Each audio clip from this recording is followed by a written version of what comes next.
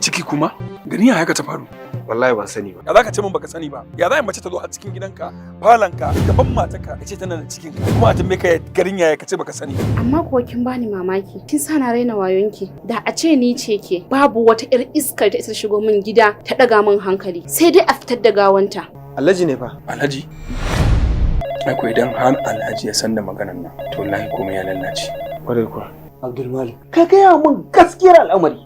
Wallahi ban aikata abin da ake tuhuma na da shi ba. Ƙarya yake. Ya sani sarai.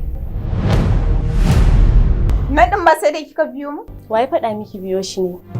Ai tare muka zo ba dan komai ba. Sai dan ciki na ya zo ya ga kakannin shi tun yanzu. Ai wallahi kin ci ƙarya. Sai dai ki aifa mata ɗan a lahira ba dai wannan duniyar ba. Tarnaki.